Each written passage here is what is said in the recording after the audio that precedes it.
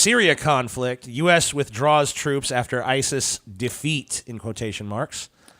United States troops are being withdrawn from Syria after President Trump said the Islamic State group has been defeated there. The Pentagon said it was transitioning to the next phase of the campaign, but did not give details. Some 2,000 troops have helped rid much of northeastern Syria of ISIS, but pockets of fighters remain. War. It had been thought defense officials wanted to maintain a U.S. presence to ensure ISIS did not rebuild. There are also fears a U.S. withdrawal would cede influence in Syria and a wider region to Russia and Iran. Endless war. Both the Pentagon and the White House statements said the U.S. Had started returning United States troops home as we transition to the next phase of this campaign. Trump tweeted about it. He said, "We have defeated ISIS in Syria. My only reason for being there during the Trump presidency." Now, ISIS has not been defeated in Syria. They actually have several little strongholds still left in the country. Nonetheless, and it's probably true that he's ceding this territory to Russia and China and whoever else ISIS has powers in the region. That'll be the first thing that fills the vacuum. Right. ISIS will fill the vacuum. China or someone else will come in and try to take over. Probably Russia, honestly. But nonetheless, I support this. I've always maintained that I don't want our presence in the Middle East. I think the less of a presence we have in that region, the better. We're only there for the oil, a substance that we should be working on transitioning away from, not looking for more of. I don't give a shit if China and Russia want to fight over the Middle East. I don't think America should waste its power and influence and wealth on trying to control that region of the world. Well, it's a moral black hole for our leaders, too. Like, look at the recent shit that happened with Saudi Arabia and the killing of that journalist. Khashoggi, yeah.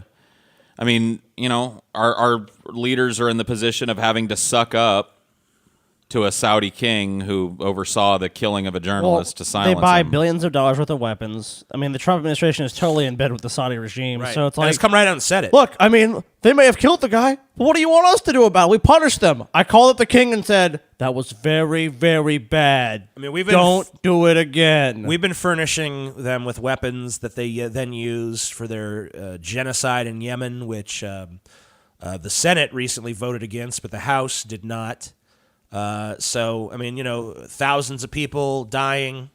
Genocide. Right, all the time. It's just fine. And no one gives a shit. The Yemen genocide just continues unabated, even though, like I said, the Senate passed a resolution against it, or a bill against it, or whatever the fuck. It was, I think it was attached to the farming bill.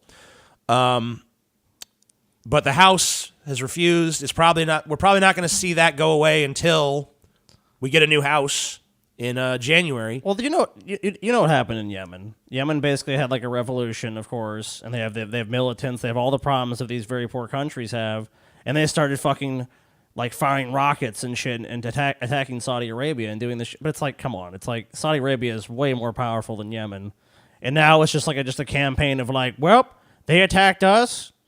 Because remember, the leader of Yemen was actually in Saudi Arabia for a while. It was like, because they basically had driven him out of the country, and it's like, nope, we're going to help you take it back because you're going to fucking be our little puppet. Right. Now we got to kill a bunch of you. And where are all the weapons made? In the United States of America. Right, and you see these Yemeni people who are getting gunned down. I mean, it says right on the bullets, made in the USA. Gunned down, dude. No, they're getting bombs dropped on them constantly. They're getting bombed, they're getting gunned down. There's like a Vice they're getting starved, too. There's plenty of documentaries about it, but there's like a Vice documentary I saw about it, and it was just crazy. And there's this journalist just walking around, and it's like, look, here's another bomb, like a cluster bomb that are banned under the Geneva Convention, all these other international treaties and shit. Yep, this was dropped on people and killed a bunch of them. Where does it say it's made? Oh, the USA. Yep. It's just like... So, like I said, just get out of the Middle East. Yeah, I'd be excited about problems. I'd be excited about that as a headline. How about this is a headline? They're going to shift these forces somewhere else over there. Right. But how about the fucking root cause of all of this? When the fucking Bush administration invaded Iraq, and for what? Oh, well, there's weapons of mass destruction. Where are they? Oh, they're in this building, see? Oh, there's chemical weapons. Oh, no, that's impossible. You guys lied again. Oh, well, we're there. It was actually about freedom. We're freeing them. Yeah. They destabilize an entire country. Oh, the freedom angle, right? Because Saddam Hussein was so evil. Yeah, because Kim Jong-il wasn't. Kim Sung-il wasn't. He was a great guy.